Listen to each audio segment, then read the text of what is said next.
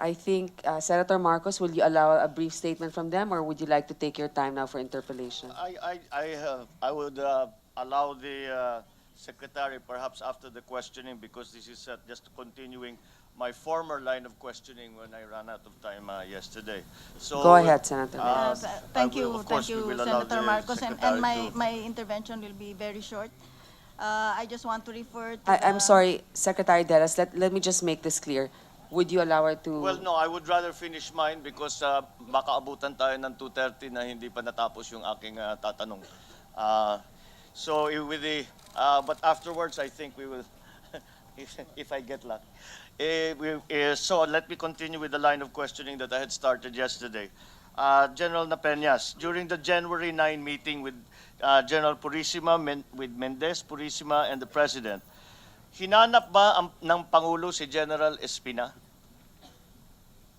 No, Your Honor. Hindi niya sinabi, nasan si DDG? No, Your Honor. No. General Purisima, did the President look for, General Purisima, did the President look for General Espina in your January 9 meeting in the palace? No, Your Honor. No, so he was not surprised, and he was not surprised that he was not there, and he went on with the meeting despite the fact that the acting chief PNP was not there. We have heard the testimony today from the different officers. General Katapang, at no point did you inform the President that there was a firefight going on where we were suffering casualties, that PNP staff was suffering casualties? No, Your Honor, but in the afternoon it became very clear that indeed we had suffered How very did it big become casualties. clear, General? When General Guerrero already informed that there were already casualties in the field. So it was General Guerrero who informed the President? When he was talked to. Yes, but so it was the first person to inform the President that there was a firefight, there was an encounter, and we are beginning to suffer heavy casualties. The first time was General Guerrero informing the President, and is that correct? We are not yet confirmed on how many casualties we have. I know, but the point I'm trying to, the question I'd like answered is, who was the first person to inform the President that there is a firefight in Mamasapano and it has gone wrong, there's an operation, it has gone wrong, and we are beginning to suffer heavy casualties? Who informed the President of that first? Your Honor, I do not know. May I ask Okay. my field commanders if they can be allowed to Well, no, answer? the field commanders were only reporting to you, and you were next to the President, so I presume you would be the closest one. From the side of the PNP, I know that Secretary Mark would not have been the one because he did not know of the operation. General Espina, did you at any point transmit this information to the President? No, sir. So what I'm trying to find out, General Purisima, did you at any point, when you heard that, because at 5:30 you were already 5:30 a.m. you were already requesting assistance from the AFP. Did you at that point also inform the President, I am requesting assistance from the AFP because yung mga tropa ko ay napasabak at mukhang marami na tayong casualty? Your Honor, that is the essence of my request earlier, that to clear with the So at this public hearing today, we are being told that we do not know, or we cannot be told, when the President was first informed about the firefight between the MILF, BIFF, and the PNP staff. Your Honor, that's why I'm requesting, because it involves the communication between me and the President, Your Honor. When did the President know that Marwan had been killed? Ano yung report sa inyo, General Napeñas? Bingo, Mike 1 ang communication? It's Mike 1 bingo, sir. Okay, there, but Mike 1 bingo. When was that information relayed to the President? After you received that information, General Napeñas, what did you do with it? What did you do with that information? I informed the OIC PNP through a text message, and I also informed General Purisima through a text message, Your Honor. Did General Espina, did you forward that information to anyone? To General Purisima or to the President or to SILG? Sir, about Marwan, I'm not so sure. Ang nakalagay kasi doon, HBT. So it's just ordinary. Pero napapaengkwentro na ng 5:30, ang naging instinct ko, sir, tumawag kay General Guerrero, tulungan sila. Yung encounter na kikilanganan lang ng tulong, alalay. Pero Marwan, I'm still trying to... Okay, if you could get that information for us, Sir. please. General Guerrero, did you inform the President at any point that the firefight, there was a firefight and we were beginning to suffer heavy casualties? Madam Chair, Your Honor, I was told to brief on the situation in Central Mindanao at around 1700 or 5 p.m., Your Honor. So at that briefing, the President was present. Yes, sir. So your briefing was about the firefight of the PNP SAF in Mamasapano against the BIFF and MILF. Yes, Your Honor, that is based on the information that I'm getting from my division commander. It's very vague. That's not complete. We're just trying to update him on what we learned about the incident from my division commander, Your Honor. Did the President issue any instructions having found out that there was a firefight going on? At that time, we were already discussing the condition of or the state of the 84th SAC. What were the instructions of the President to you upon finding out that we are beginning to suffer heavy casualties? We were discussing about the possibility of reinforcing them, but it is already being done by the 6th Infantry Division. So he did not give you any instructions as to what to do? The guidance is to reinforce or rescue the group. So my general guidance to my division commander is to do his best effort. The guidance, what do you mean by guidance? This came from the President? This came from your superior commander? What guidance was that? We were in the briefing room, Your Honor. The presence of the President, the Chief of Staff, the What SND. were the instructions to you or any of the officers by the President upon him finding out that there was a firefight and we were suffering heavy casualties in that briefing? In that briefing, Your Honor, at about 1700, I was discussing about the 84th SAC. So this is the main effort that we found out later on. So the guidance is ensure that there is no friendly fires because we are doing a link-up operations. So the Meaning- instructions to you were to ensure no friendly fire. There were no instructions as to the extrication, exfiltration of our... We are already doing that, Your Honor. Okay, all right. So there were no instructions specific to you by the President after your briefing? Apparently not. You said that you were following doctrine, which is well understood. Kaya nyo hindi kayo nagpaputok ng fire mission dahil nga hindi maliwanag ang locations ng mga puwersa.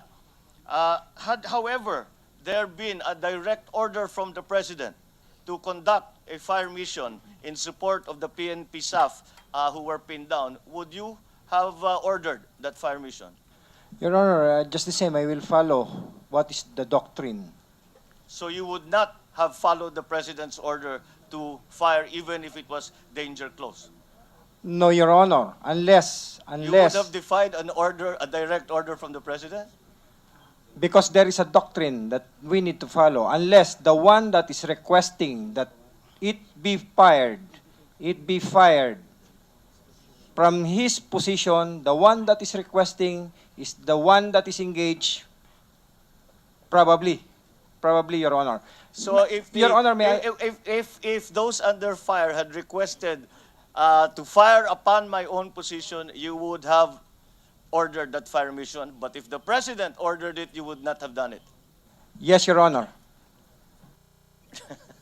Well, that is a bit of a, I am a little bit surprised because a direct order from the Commander-in-Chief, you will defy a correct order from the Commander-in-Chief. But anyway, thank you very much. General Katapang, in your previous testimony, you said, ayaw kong magpalipad ng aking air asset dahil baka ma-misinterpret ng MILF na sabihin nila atake na ito. Is that correct? Yes, Your Honor. So it was more important to serve the peace process rather than save the lives of our policemen? Your Honor, Dahil namili ka, you prioritized it. Yeah, you prioritized the peace process or the ceasefire over the lives of our PNP SAF officers. there was no request for a air support from the PNP SAF. I would like to go back to the record, and hindi na natin, but I will find the record where it's very, very clear that all support, that any support, I know that General Napeñas called everybody he knew. But anyway, this is now we have a division commander telling us that he would defy a direct order from the president, and now we are hearing that the chief of staff is prioritizing the peace process over the lives of the PNP staff. So I'm very, very surprised because we talk about doctrine here that is not in military doctrine. Now I'd like to go now to the problem. We have talked about command and control. I'd like to now talk about the coordination process. General Orense, you are the GRP adjunct of you're the GRP adjunct in position. Yes, sir. In the report of the AFP, at 5:37 a.m. 25 January, the chairman of the GPH AJAG tried to reach MILF AJAG and could not contact them. Is that correct? Yes, Your Honor. Okay, so that is 5:37 a.m. 4 o'clock p.m. was the total ceasefire. Tama ba yung aking mga oras? 4 in the afternoon, 4 sir. p.m., yes, Yes, sir. 1600 of 25 January. Yes, Your Honor. Would you tell me what happened between 5:37 a.m. when you first tried to contact MILF AJAG until the total ceasefire at 1600 of 25 January? Yes, Your Honor. Actually, sir, it's not 5:37. I called him up at about 5:48 in the morning, but unfortunately, his phone could not be reached. So I made another call about 6:38, Your Honor, and the phone just kept on ringing. Then at about 7:31, he was the one who called up, and he informed me that there was already something that was actually unusually happening. I asked him about the inability of not making contact with him. Sabi ko sa kanya, Attorney Dataya, kanina pa ako tumatawag sa'yo, pero hindi kita makontak. And his retort was, pasensya ka na sa isang 73-year-old na sakitin na matanda, I need rest. Sabi niya gano'n. And That is at what time, General Orense? 7:31, Your Honor. In the account of the AFP, 7:30 Major Sol of GPH CCCH contacted the International Monitoring Team. Is that correct? In fact, tumawag pa sa'yo na meron sa account Yes, Your ninyo, Honor. Commander 6ID called Chairman GPH Ajag if he has contacted his counterpart. Wala pa. But at 7:30 a.m., Major Sol started to organize the contacted the International Monitoring Team and started to organize the Joint Ceasefire Crisis Team. Is that correct? Yes, sir, Your Honor. Very well. So what happened at that point? So hindi nyo na-contact yung MILF AJAG at all? He was the one who called up at about 7:31, Your Honor, and from then on, we kept communicating with each other with regards to the event that was unfolding. So sir. at 7:31 a.m. Of the 25th of January, MILF AJAG calls Chairman GPH AJAG, and he is informed he will call Darapanan. Yes, Your Honor. Actually, sir, he said he would call the Darapanan to make some more coordination. If you will remember, sir, the other day I presented, sir, the levels of coordination starting from the operating units up to the MILF AJAG, sir, and that was the one that he did because he had to inform also the Central Committee and what's happening. So what I'm saying here, Your Honor, is that the Central Committee I believe, would have to take actions on what's happening. It's already beyond the AJAG. What's happening, sir, it's already the CCCH at that time, Your Honor. Thank you. I understand. Okay, so by 7:31 a.m., MILF AJAG was already informed of the situation on the ground. That is what we have in the account. Is that correct? Yes, Your Honor. All right. But it took 9 hours until the total ceasefire. In fact, at 11:45, the Joint Ceasefire Crisis Team had a dialogue with Guma, who is the 105th Base Commander. Is that correct? Yes, Your Honor, and it's already the take of the CCCH at that time, Your Honor. So, Chairman Iqbal, how is it that it took close to 5 hours upon your knowing that there was a missing counter, as you like to characterize it, until the firing stopped? Bakit ganun katagal? And I can only speculate how many people died between 11:45 when the JCCT dialogue with Guma was occurred, and the total ceasefire at 4 o'clock p.m. Why did it take so long? Alam na ng commander ng 105th na gobyerno ang kaharap nila. Bakit nag-antay ng halos 5 oras bago natigil ang putukan? Senator Marcos, this will be your last question for the That is time. my last question. Okay, I thank would you. just like to point out the inefficiencies and the ineffectiveness of this coordinating, dahil lagi natin nababalitaan, lagi natin naririnig na hindi nag-coordinate ang kapulisan. Nag-coordinate sila 5:37 pa lang, pero natigil ang putukan alas 4 ng hapon. Chairman Iqbal, please explain how it took so long and why this mechanism, which it seems was followed, did not affect a ceasefire until close to 11 hours later, through which time I can only imagine how many SAF troopers had been killed. Well, I talked to the chairman of the MILF Coordinating Committee on Cessation of Hostilities, or ceasefire, and I even talked to the head of the International Monitoring Team.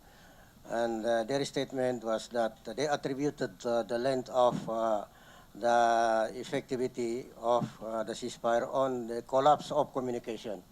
But as to what really happened, why it happened that way, I think the proper personalities to answer that, Your Honor, would be the CCCH of the MILF, CCCH of government, and the members of the International Monitoring Team, because I understand that since around 6 o'clock, 5:30 or 6 o'clock, they were already on the ground trying to effect a ceasefire between the two groups. Thank you, Madam Chairman. No more questions, but just this statement. We still have to find out, and it has to be explained to us, because it is constantly being said that this happened because of lack of coordination with the MILF.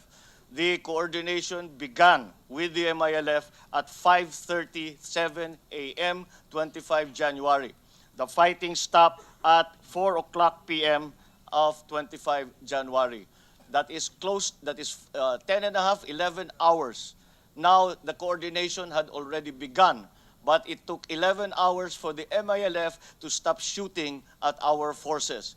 That, I think, puts spade to the idea that the coordination was not there. The coordination was there, it was attempted, but it was not implemented until 11 hours later, by which time many of our troopers, by 4 o'clock, lahat ng namatay, patay na.